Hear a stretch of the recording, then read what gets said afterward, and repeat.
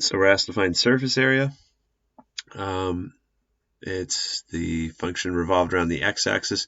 If you need to revolve around the y-axis, our textbook derives a similar formula for the y-axis. It's basically the same thing, except putting things in terms of a function of y instead of a function of x.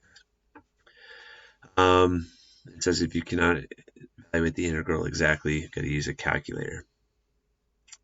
Okay, so we'll cross that bridge when we come to it. Maybe we'll be able to evaluate the integral without using a calculator, but if not, we can find some stuff online to help us. So we need to know what the derivative of the function of x is in this formula. So let's find out what y prime is. The 1/2 power comes down because the square root is a 1/2 power. And then it gets reduced by 1. And then we multiply by the derivative of the innermost function. And so when you simplify that, 1/2 times -2 just makes -1, and we're going to have an x in the numerator. And that's a -1/2 power, so let's put that in the denominator to make it a positive power. Okay, so there's our derivative. Let's plug this into the surface area formula. F of x has to be non-negative. Let's see, square root of 9 minus x squared. Yeah, that's going to be non-negative because you can't get a negative value out of a square root. So it's supposed to be 2 pi times the original f of x times the square root of 1 plus the derivative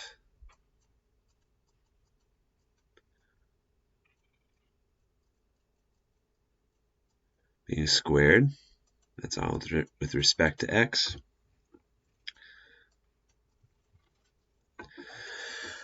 Oh, it's a big mess so far. Let's factor out the 2 pi.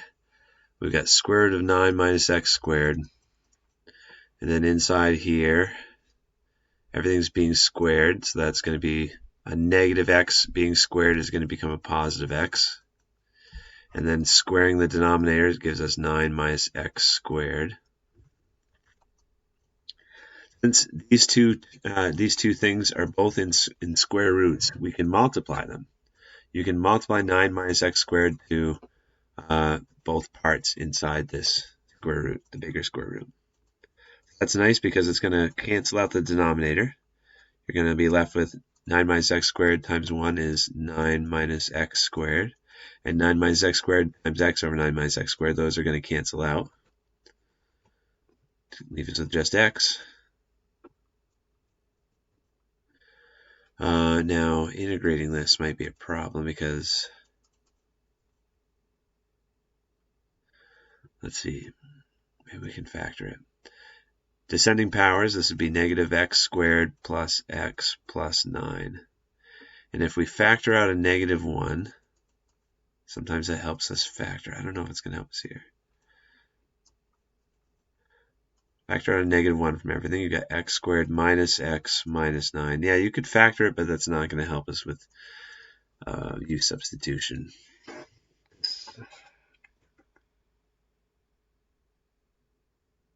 We just don't have a du. So let me pause. Let me try to think of what we could do. It might be one of those problems where we have to use a calculator to approximate the integral.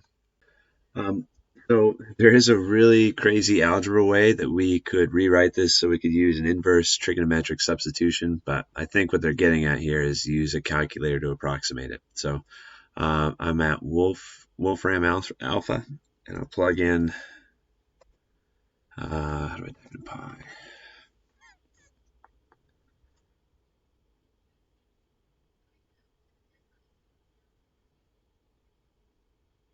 Oh, right there.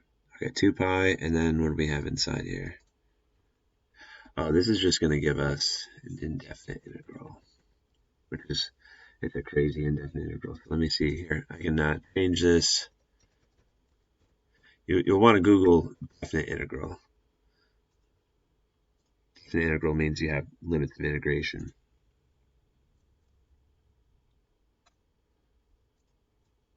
Just delete all that. Get out of here. Okay. Definite integral. And we want 2 pi as a coefficient. And we want it from -1 to 1. Yeah. And then it's when we put our information into the formula for surface area, it was, we could do either one. So I'll plug this one, negative square root negative x squared plus x minus 9, I think. Plus 9. I don't remember. Negative x squared plus x plus 9. Okay. Wait. Yep. Okay, I think I've got everything with respect to x and compute input. Okay, it got approximately 36.967. I don't know how to get more decimals though. But that's a little bit off from the answer that WebAssign has. So that's pretty crazy. WebAssign has the exact answer as 12 pi. So our calculator approximations, I think, are a little off because 12 times pi, oops,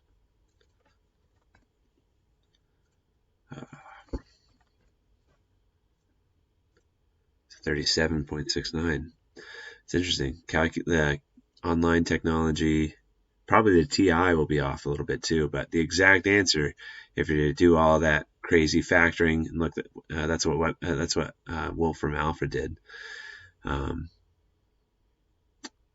This is the exact result. Yeah, so maybe if you plug this part in your calculator, you'll get 37.69991, which is closer to the exact answer than their approximation.